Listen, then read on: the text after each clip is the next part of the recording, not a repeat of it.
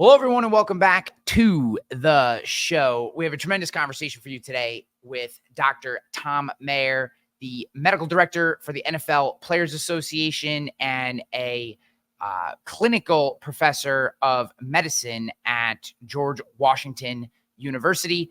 And our conversation goes deep into three topics, specifically the impact of concussions and what we can do in the later stages of our life to mitigate those impacts, what Ozempic is, how it's impacting our body, and whether or not we should consider taking Ozempic. And last, we talk about leading through crisis. And specifically, Dr. Thom Mayer was involved in the anthrax attack on the Pentagon back in 2001.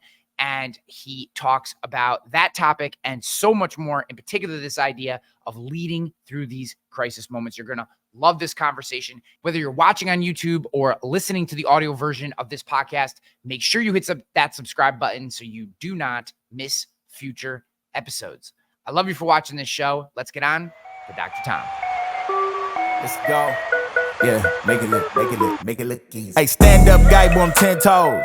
Big body pull up in a Range Rover. I can change the whole game when I say so. I pull up, shut it down. Yeah. Well, Dr. Thom, it's great to have you on. When I was researching our conversation, one of the things that jumped out at me among all the things that you've done and you talk about in your book, et cetera, was the work that you've done around concussions. And actually, my senior thesis was on concussions, specifically the after effects that Steve Young had after his concussions. And I wrote about that because I had a full scholarship to play football in college, and my senior season, I got 3 concussions.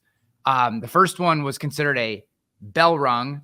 The second one was I was a little tipsy. And then finally, when I woke up on the bench after a play that I don't remember, in the final game of our season, they told me that my football career was over. And I have done, like I said, I then went to college. I ended up playing baseball in college, but and had to get all kinds of medical exams and pass all kinds of things because they were afraid if I got popped in the head with a fastball or something that I could be in trouble. And then, like I said, I ended up doing my senior thesis on concussion, specifically using, Steve Young and a few other quarterbacks as examples. I would love maybe I know this is kind of specific and niche, but it's my podcast, so the audience has to go wherever I take us. But I would love to start just with your work on concussions. What do we understand about head injuries today? And overall, like for someone like myself who has at least 3 diagnosed concussions, all technically mild, I guess, but 3 for sure. How should we be thinking about these things? Well, it's a great question. First of all, thanks for having me on. I admire your work. I love the broad thrust of the podcast. It's really, in my view, one about leading life as opposed to any particular area. So thanks for having me on. It's an honor. And when I started in August 1st, 2001, Corey Stringer, a tackle for the Vikings, died of heat stroke. Mm-hmm. And people ask me all the time, how do I build my resume to get a job like yours as the medical director of the NFL Players Association? Well, I got that job because Gene Upshaw called me and said, Tom, you got to step up to the plate. Doc, you got to do this for us. Gene didn't ask things. He told you things. And Gene, as you recall, was probably the best left guard in the history of football, mm-hmm. Hall of Famer, but at the time, the executive director of the NFL Players Association. And the reason he didn't do a resume search in 2001, the internet wasn't built that way to begin with, but that also wasn't Gene's way of doing things. He did it because he trusted me, and he trusted me because his youngest and my youngest were best friends. We had countless dinners, and Gene was my best friend. And so I always tell people, don't build resumes, build relationships. That's the key, I think, to success in life. But it quickly bled over into concussions. Steve Young, as you mentioned, just a phenomenal guy, extraordinarily intelligent. When he played, and since a law degree from BYU, as you may know, and has really turned his experience into a very positive with regard to advocating for concussion diagnosis and treatment. His daughters play flag football, as you may know, and are very successful at it. And he sort of marvels at their success. I do a lot of work with former players. And when I talk to an audience of former players and I say, how many of you had a concussion? Nobody raises their hand. I said, how many had your bell rung? How many of you got lit up? How many of you saw stars? How many of you got knocked unconscious? And yet they didn't. And in some cases, often their wives are with them, and they're holding up both of their hands because they had, like you and like me when I played, multiple concussions. And it's a violent sport. That's not going to change. And yet, what we're charged with the NFL Players Association, the union, is to help hold the league accountable for making the game as safe as it possibly can. So are we going to be able to eliminate concussions? Probably not, any more than you can from lacrosse, from hockey, from soccer, from women's soccer, which the highest incidence per se is female soccer players. And Really? Yeah, it really is. It has things to do with both their heading the ball, but also, interestingly enough, what phase of their menstrual cycle they're in. Because concussion, as you know, is a exclusively traumatic event. You can't get a concussion without trauma. Yeah. But it's almost exclusively post-trauma, biochemically, neurobiochemically mediated response. So it's the changes which occur, the ion fluxes, Yeah. the biochemical cascade of things which occur after that. And so we've improved both the diagnosis of concussion. We've got unaffiliated neurotrauma consultants on the sideline. We, the NFLPA, wrote Sean Sansevieri, my legal partner with the NFLPA, and I wrote the concussion guidelines. The NFL now calls them the NFL guidelines, but they were written by the NFLPA for the benefit of the players. And numerous rules changes have occurred. Helmet-to-helmet hits have been eliminated from the game. The helmets that are used are radically different than they were from when you and I played, either a Bell helmet or a Riddell VSR4. Those are things of the past. We now have position-specific helmets for O and D linemen. We have position-specific helmets for quarterbacks. And the good news is it's an iterative. All of science, as you know, is iterative. When I say we've got to improve the concussion guidelines, that sometimes gives my colleagues with the NFL offense, saying they're not good enough. And the answer is not that. They're state of the art, but the state of the science changes over the time. And so we have to change with it. And are we someday going to be able to get a Bones McCoy, tricorder? Well, I don't know. Maybe we're now to the place, as you probably know, where we can begin to use blood and saliva in real time to test for certain proteins that leak out when concussions occur. We're a long way from using that in the NFL, but our job is to force mitigation, to reduce the forces that our players are involved with. And it's all angular or rotational acceleration, not linear acceleration.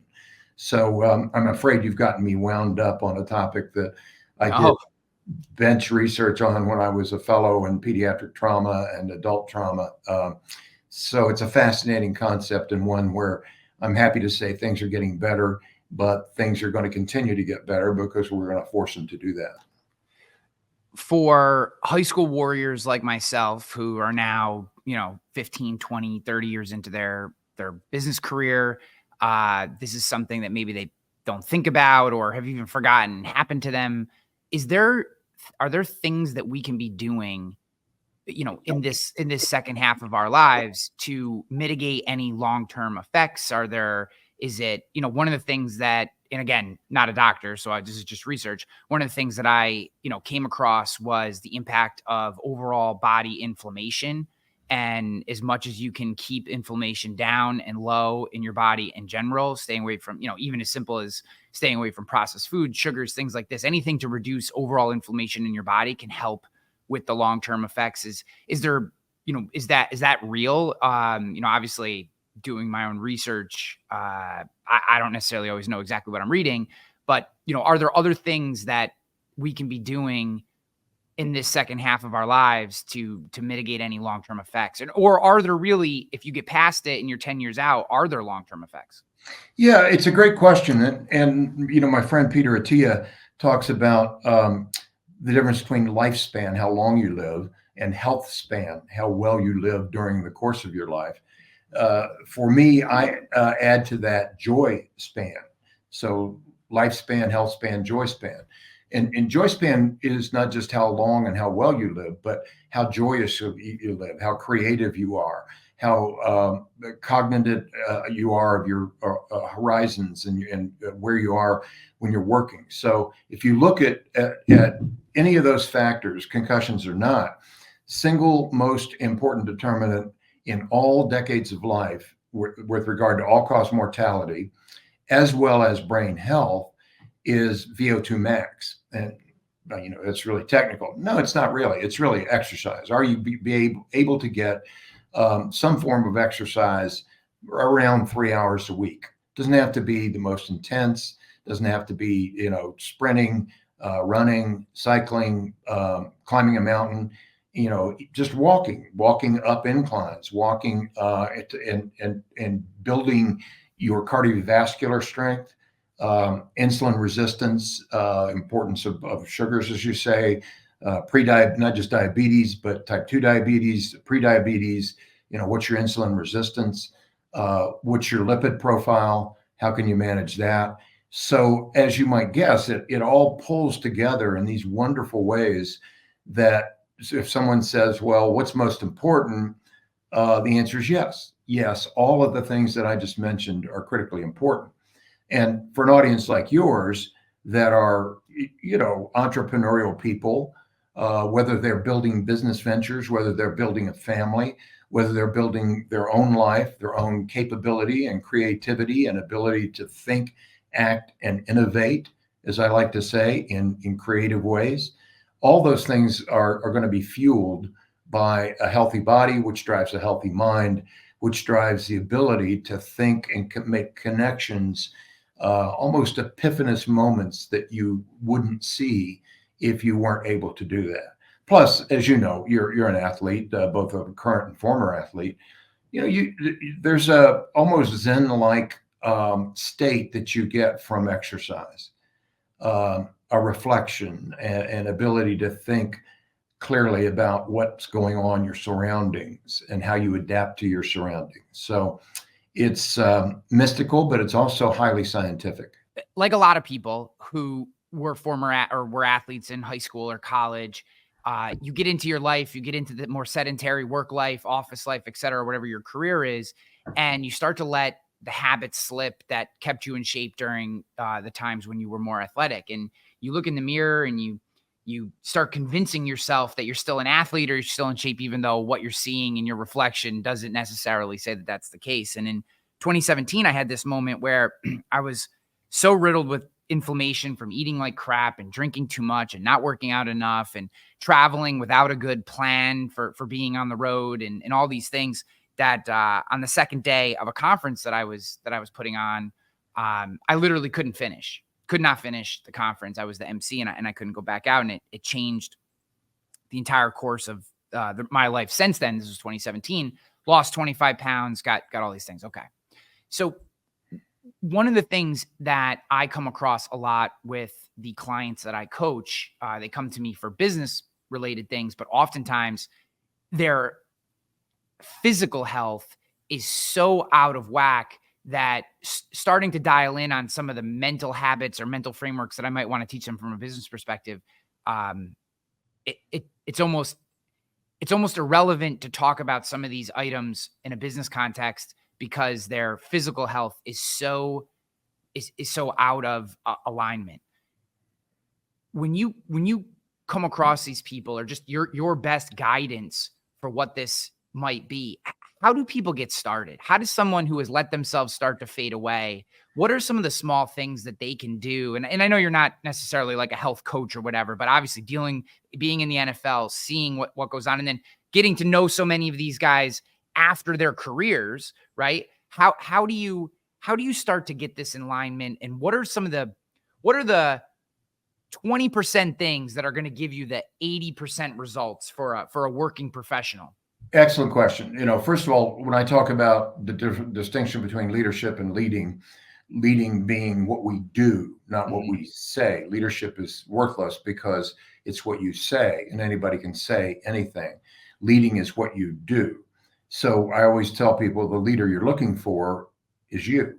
The answers are not above us, they're within and among us. And the answer is, it's never too late. It's never too late to start. The time to start is now. The person to start that process is you.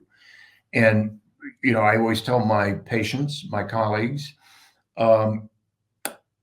treat exercise like a medication, because it is a medication.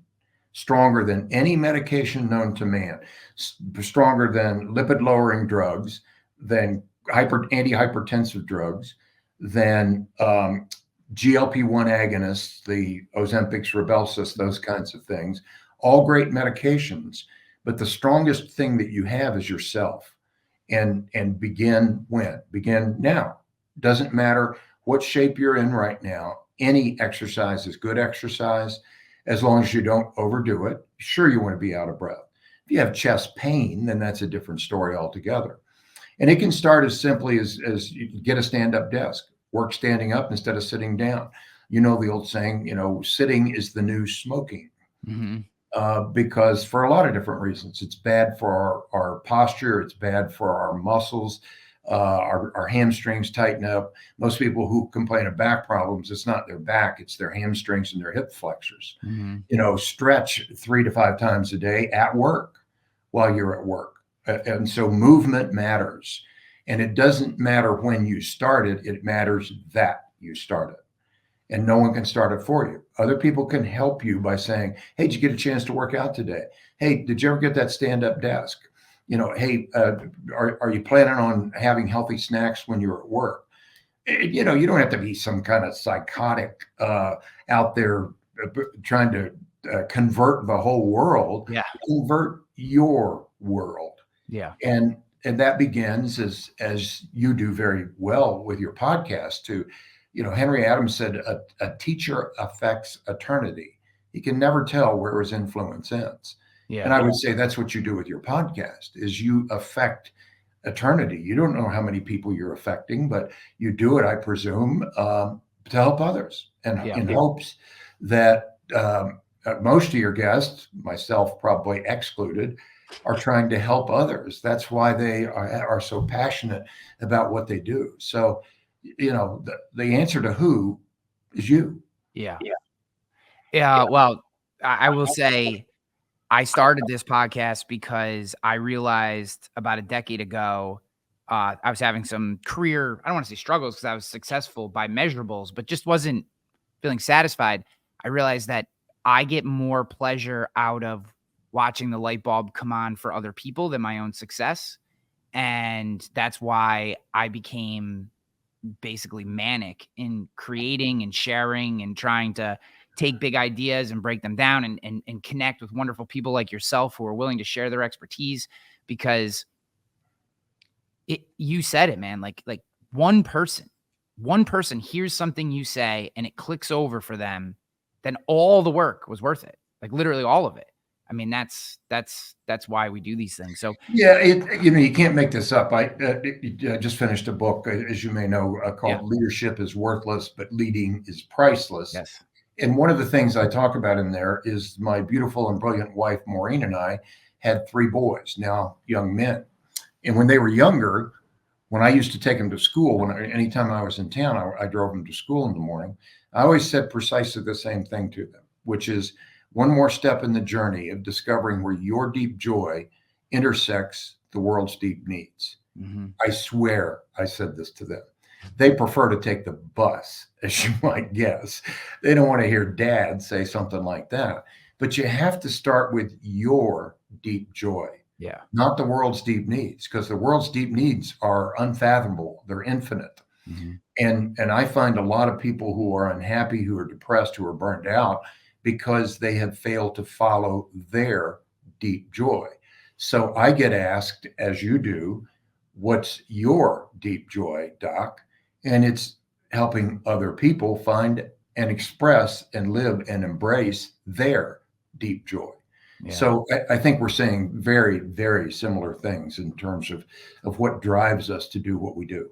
I love it. I want to ask you a very technical question just because I've been getting asked it a lot. I'm 43 years old. I'm 6'4", 190 pounds, in pretty good shape. I work out quite a bit, try to eat well. And I get people ask me if I'm on Ozempic or if I've taken Ozempic, which I have not. I have friends that are on it. And what I found interesting about Ozempic in general is almost to a number, every person I know who's on it doesn't really know what it does, doesn't really know why they're on it, but their doctor recommended it or someone recommended it to them. They somehow got on this thing and it's quote unquote working, but it's like they're not overly informed in it. And maybe just because I think it is a hot button item, I think there are a lot of people who are either considering this drug or recommending it or being recommended it, and you brought it up. Maybe you could just give us a couple minutes on Ozempic and GLP-1 drugs in general. Yeah. So this is, I don't mean to be on a tirade, but medications are great. And GLP-1, glucagon-like protein or peptide agonists, meaning they act that way, can be very helpful. And the primary indication for that is insulin resistance. Glucose built up in the blood. Fortunately, we can measure that not just with a fasting glucose, but with hemoglobin A1C, which is going to give you a 30-day, a blood sugar. Fasting blood sugar is a Polaroid. It's a snapshot. At that moment, in that time, at that day, your blood sugar was X. But hemoglobin A1C gives us a 30-day shot of, okay, this was what you averaged over time. So that's the way to think about it. And I know that Ben Greenfield and Peter Attia and Andrew Huberman and I and others, and I don't put myself at their level in any way, all say the same thing. It's a great medication for the purposes for which it was designed. And what concerns me is, if somebody's taking, saying, hey, what about GLP-1s, whether it's Ozempic or anything else? And my first question is, how much do you exercise? What do you eat? How do you eat? Inflammation, massive issue.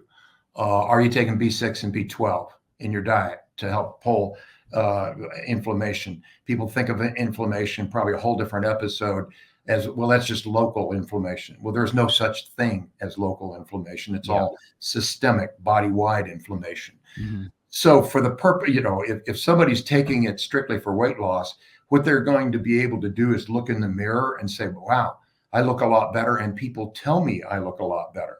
And that has a purpose. But what's inside? What is your VO2 max? What is your cardiovascular health? What is your blood pressure, which is elusive for a lot of people? What is your insulin resistance? Not hemoglobin A1C alone, but it's your total insulin and issues like that. So, fan of the drug in context, in the context of movement, of cardiovascular, of muscle strength. The older that you get, and let's just say you told us your age, and I would say I'm not. I won't say how old I am, but I'm not. Like you, as an athlete, the longer ago we played, the better we were. Exactly. That it was a lot better. But that sense of movement, put it all in context. What you eat, how you exercise, how you move, what's your muscle strength? Are you getting enough protein? And don't just use a mirror tests of, boy, I look better, I've lost weight, people tell me I look better. But what's your true, not just cardiovascular health, not just your insulin health, but your brain health, your ability to move and feel productive, the joy span aspect we talked about. Yeah, the journey that I went on in 2017 was all about inflammation. I went and saw a doctor, just my general practitioner at the time, explained to her what had happened at this conference, and we did some blood work, and she came back and she's like, your inflammation numbers are off the charts. And I can't remember exactly what the number was, but those were the words that she used. Yeah. And I had it's not going to really translate in the video if people are watching, but if you're listening, I'll try to explain it. I had so much scar tissue and built up inflammation in my right elbow from playing baseball for so long that literally I could only get my right arm to like a 120-degree angle. I couldn't straighten it all the way.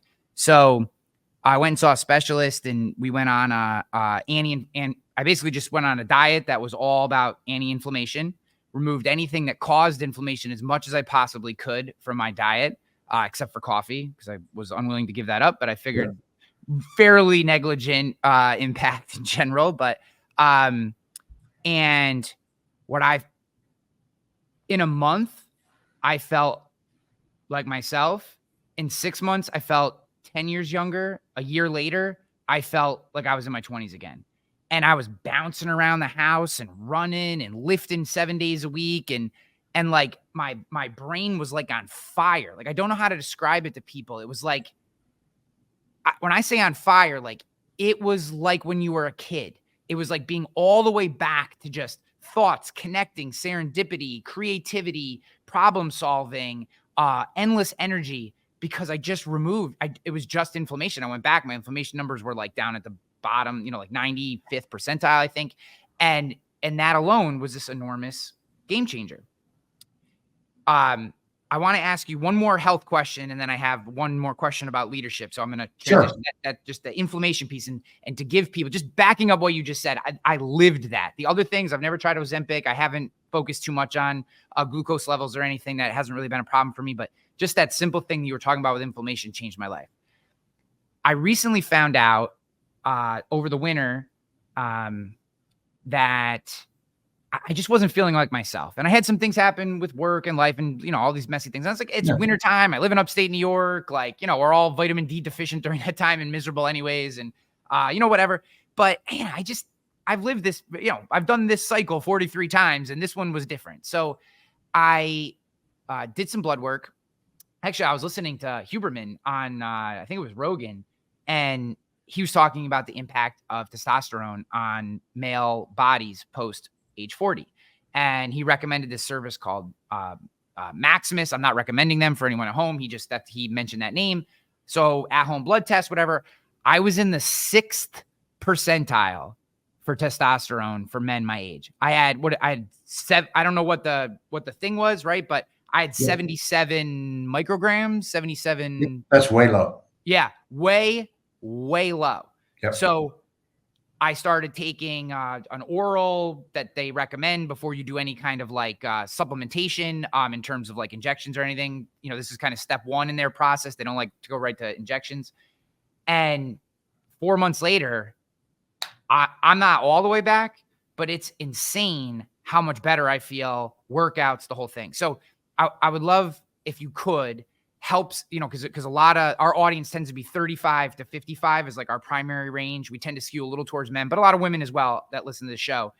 But for that group, particularly for men, I think I've talked to a lot of my friends since this happened, and I found this out, and none of them know what their testosterone level is. They don't track it. They don't work on it. They don't even think about it. They just assume they have it, right? Because they're guys. Sure. And like, maybe just talk a little bit about the importance of it, how we can track it, how we can keep our testosterone levels up, or at least at a healthy range, because I feel like this is something that, just from what I've read, just from what I've heard, it feels like a bit of I'll use the word pandemic for men in particular, that we're just operating at low testosterone levels and we don't even realize. Yeah, there's no question about it. And, but I will say it's both men and women. Yep. And so let me start with women first, strangely enough. Yeah. You don't have to be a postmenopausal woman to understand endogenously what the effects of hormone imbalance is like. And the well-meaning studies on hormone replacement therapy in women, postmenopausal women, did a huge disservice to them. There are a lot of them that had depression. A lot of them had, anger issues, had physical issues. When I see a woman in the emergency department, I'm an emergency physician in addition to sports medicine, and she's got frozen shoulder. She's a postmenopausal woman who, yes, I can give her a steroid or PRP injection and just open her shoulder up like that. But what caused it was hormonal imbalance. So whether it's testosterone creams, there's a whole suite of solutions and forward-thinking physicians. Yours must be very good because she was interested in your inflammasome, for lack of a better term, but also the hormonal balance that you're in, because as you say, most people don't even test it in the first place. So there's all these things are opening up, and more and more physicians, primary care and otherwise, are beginning to say, oh yeah, there's a real need. I mean, people look at you and I, we're quintessentially male looking guys. Yeah. So you would just assume, well, our testosterone must be fine. Well, no, let's measure it. And then let's see, okay, how do we get there? So, I was not just a linebacker football player, but I was a theology major. And so, which is a pretty interesting combination. Yeah, for sure. But how wonderful that the more you know about science, the more you realize these things are all tied up together in serendipitous ways, to use a term that you used. Thomas Walpole wrote that original story. And yet logically they make sense. They may be epiphanous in the way they come to us, but once you absorb them and think about them and see how your life changes as a result of changing those hormonal balances, you begin to say, I look better, I feel better, I move better, I think better, joy span.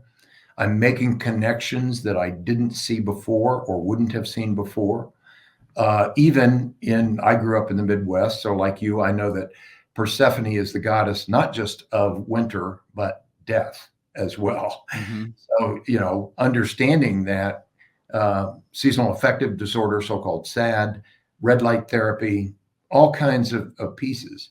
And I realize to some, probably a minority of your audience, they may say, hey, this guy's kind of wacky. He's got all this, broad medical, trying to pull in all these things that traditional medicine doesn't think of. Well, bad on traditional medicine for not thinking of these connections and how they affect how we view life.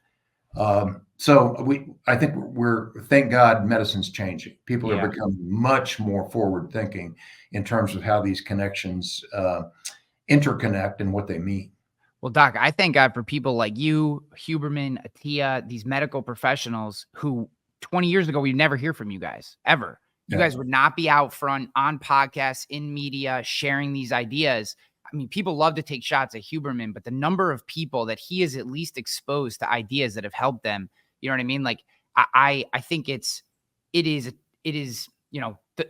the internet, the broadness and massiveness of information can be overwhelming, but at the same time, it has helped me in so many ways personally be able to find things, get exposed to ideas, and particularly why I love having individuals like yourself who are more health and fitness related on the show is because I have told my clients, I've told every team I've managed, your health is a competitive advantage in business. Now, obviously, it's incredibly important to what you said, joy span, health span, et cetera. But if you're simply just a pure capitalist, type A driven, make money at all costs type of person, which I have no problem with that either, your health is a competitive advantage in that space. And, when I sit down at a business meeting and I look across the table, if I'm negotiating with someone and I see that they're out of shape, they're sweaty, I know I can outlast them.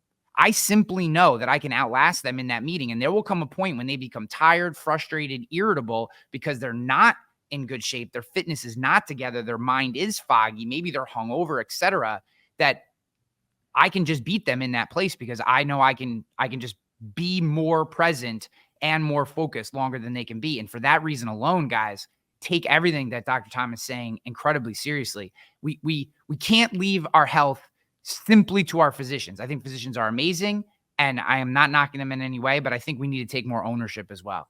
To be clear, I mean, my father used to say, my dad was a World War II veteran, and not a traditionally educated man, but full of wisdom. And he used to say, son, you can teach Sunday school and make money.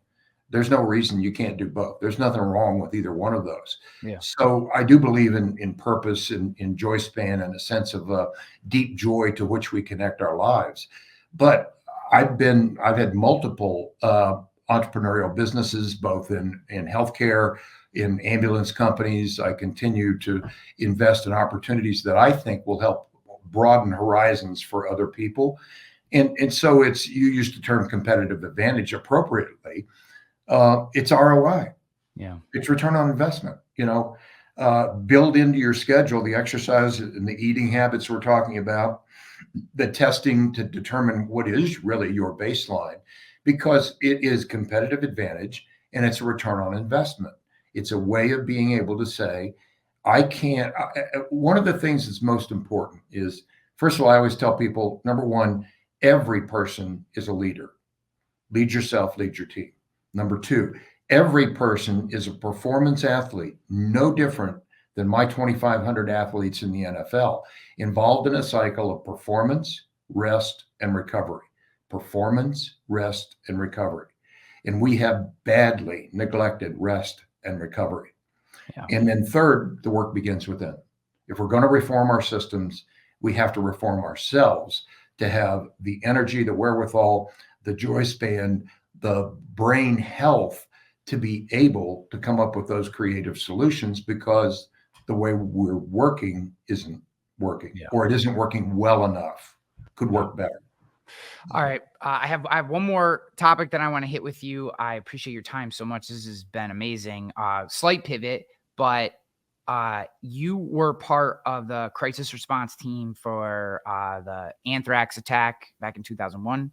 And you can go into that detail as much as you think is necessary. What I'm really interested in are your thoughts, particularly around leadership in crisis, right?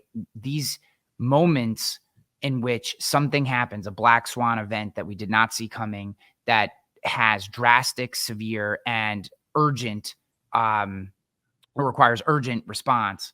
How do we approach this? How do we make sure that we are present in the moment? We do not become overwhelmed. How do we handle these crises? Because you see them on TV and we all armchair quarterback the decisions people make. But for anyone who's ever been involved in one, and thankfully I've never been involved in anything quite so dire as that situation. But to me, it just doesn't seem rational to think that we would all make these perfect decisions afterwards. And so how do you approach these things? How do we be the leader that you recommend in your book in these moments of severe and urgent crisis? Well, it's a great question. Starting maybe 10,000 feet and coming down, leadership is worthless because it's what you say, and anybody can say anything they want.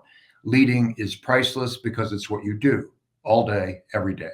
Everyone is a leader. Every business owner, every entrepreneur, every CEO, but also every person within that organization, within that team, every single mother, every mother and father within a family are leading the team of their family, and their actions matter a great deal. Figure out your deep joy and attach our confined, constrained years of life and the health that we are investing in, as we talked about before, in feeding that deep joy. Because we should all be leaping for joy going into work, not just going home from work. Mm-hmm. Leading from the time we wake up in the morning and swing our legs out to say, how will I lead today? How will we lead our team today? So it's very much in the active voice. The boss, and I always capitalize that, is someone who's quite convinced that he's the most important person in the room. But the leader is someone who knows that her job is to make everyone else feel that they're the most important person in the room, that they have agency for their lives, and how they act will determine the ROI, the return on investment in their life, whether it's a business, whether it's an interpersonal relationship, whatever it is that they happen to be doing. And I would say I happened to have dinner, my wife and I had dinner with Sully Sullenberger and his wife. She asked, what's your philosophy on this? You've been leading in times of crisis your whole life. And my answer was, I don't think there's any leading except in times of crisis. And she laughed and turned to Sully and said, you guys have been talking. I had no idea what they were talking about. Sully laughed and said, well, I've always said, you're not really a pilot until the engines go silent. Well, what are you until then? I said, just a driver, just a very expensive, very well-trained driver. And that's true in our lives. You know, what are we before we're leading in times of crisis? We're just drivers, and that's no place to be, you know, where we want to be. But you don't have to live the life I've lived. You don't have to have been at the Pentagon on 9/11, led the bioterrorism attack, the concussion crisis, the COVID crisis, going to Ukraine. Next week, I'm helping escort 60 D-Day veterans back to Normandy for the 80th anniversary. Wow. Just blessings. Yeah. Everyone faces crisis. We live in times of crisis. We're in what I would call the perpetual whitewater of change. We go from change to change to change to change to change. And the question is, are you going to be the author of the change in your life? Or are you going to let somebody else be the author of that change? Are you going to proactively say, these are the changes made? Because innovation does not occur at the speed of intelligence, creativity, or genius. It occurs at the speed of trust, the ability to trust others. Because if you're serious about innovation, and we all should be, you innovated your life when you learned what your testosterone levels were, what your inflammation levels were, and you chose to make changes. You chose to innovate within that in the midst of that crisis. That crisis is no different, maybe in location. I would say it's not actually in magnitude. The stage is different, but you know, lots of folks, as you know, just keep doing what they've been doing, and that's not going to work. We've got to be able to understand that most people don't mind change; they mind being change, and that's why I say the answers are not above us; they're within and among us. And so that imprimatur to be able to say, who's the leader you're looking for? The leader you're looking for is you. One follow-up question to that. I'm going to use the both positive and negative response to Jordan Peterson as a benchmark for this, but it feels to me like there's a large portion of our population that is just dying for anyone who will help us be more personally responsible and accountable. And there's another enormous and maybe smaller, but certainly just as vocal portion of our population that seemingly rejects personal responsibility or fights at kicking and screaming. And why do you think that this polarization around, you know, if I were to surmise everything you just said, which is essentially taking responsibility for your own life, why do you think this polarization around this idea? To me, this is a no-brainer. Like you have to be responsible for your life. Like it's your life. It's no one else's. Yet that's a contested statement. Well, and first of all, it's a great question. In some respects, it's the only question. And that is, you know, are we in control of our lives? And the answer is we are. We may not like it. We have maybe been taught by a combination of how we were raised, how we were educated, how we were coached in whether coaching in terms of teams, coaching in terms of business coaching. But the boss doesn't have the answers. You know, they just don't. They don't. And the answer to me, it's not the C-suite that matters. It's the we suite. It's not the words on the walls, the mantras, the logos, hey, Doc, will you come help us develop our mission, vision, and values? Help us with our culture. Well, the culture occurs every day by the people in the organization and what they do. They create the culture. It's Aristotle over and over again. Aristotle said, we are what we repeatedly do. Excellence in is not a virtue. It's a habit. Yeah. It's an action.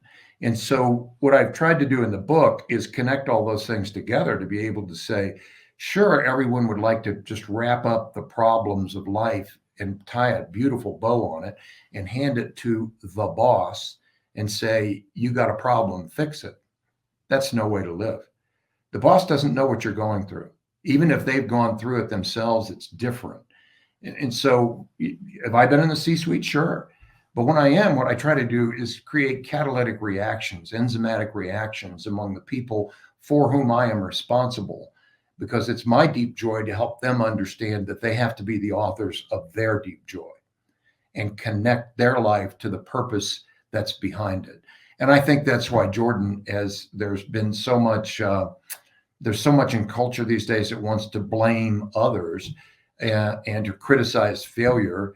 You know, we need to make failure our fuel. Beckett was very good at this. Samuel Beckett, the Irish playwright, ever tried, ever failed, no matter, try again, fail better. That's my test. That's my litmus test. Am I failing better? Am I taking the fuel from what didn't work and making it go forward? Or am I going to be full of resentment, usually towards others?